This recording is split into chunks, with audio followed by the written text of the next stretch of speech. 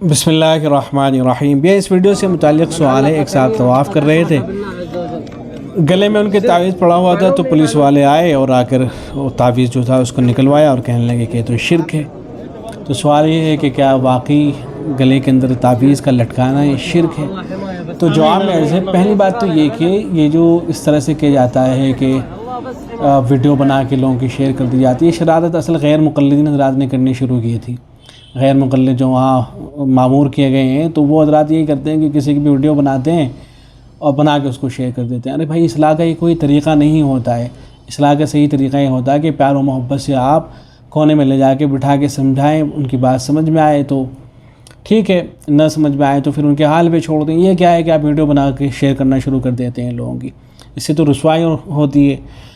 اور اگر یہی صاحب جن کا آپ تعویذ نکلوا رہے تھے یہی آ کے ذرا سا یہ کہہ دیتے کہ اپنا چہرہ کھول کے دکھاؤ کہ آپ نے داڑھی رکھ رکھی ہے، نہیں، آپ کی داڑھی سے متعلق اگر سوال کر لیتے تو پھر کیا ہوتا؟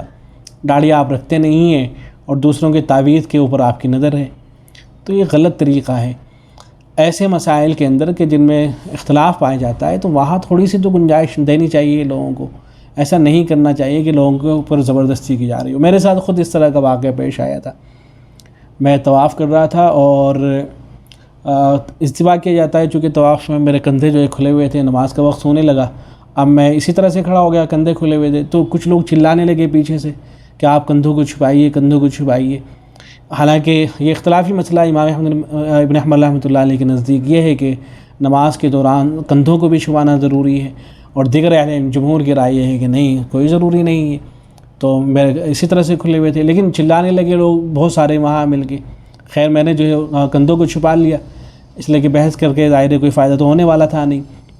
تو اس طرح سے اگر جہاں مسائل کے اندر اختلاف پایا جاتا ہے تو وہاں اس طرح سے نہیں کرنا چاہیے بہرحال۔ اور یہ جو کہا جاتا ہے کہ تعویذ کا لٹکانا شرک ہے، اور حدیث سنا دی جاتی ہے من علق تمیمۃ فقد اشرک، تو اگر واقعی یہ شرک ہے تو پھر آئیے فتوے لگائیے، جو بڑے بڑے علماء ہیں ان سب کو مشرک قرار دیجیے۔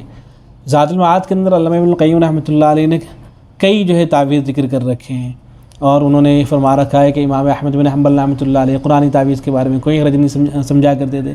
علامہ ابن تیمیہ سے جو ہے تعویذ کو ذکر کر رکھا ہے، تو کیا علامہ ابن تیمیہ پہ مشرک ہونے کا فتویٰ لگا دیا جائے گا؟ غیر مقلدین یا دیگر حضرات ہمت کریں گے کہ وہ علامہ ابن القیم کو یا امام احمد بن حنبل رحمۃ اللہ علیہ کو جو ہے مشرک قرار دیتے ہیں؟ یہ جو پولیس والے صاحب کھڑے تھے، ان لوگوں کے یہاں بڑا مقام ہے علامہ ابن تیمیہ کا، تو کیا علامہ ابن تیمیہ رحمۃ اللہ علیہ کو مشرک قرار دیں گے؟ تو ظاہر ہے ایسا نہیں کرنا چاہیے، بلکہ لوگوں کو بھی یہ چیزیں سمجھانی چاہیے۔ وہاں کے بھی جو بعض علماء ہیں وہ بس ایک ہی طرف کی کہانی سنا دیتے ہیں، جس کی وجہ سے دوسری بات لوگوں کے سامنے آ ہی نہیں پاتی ہے۔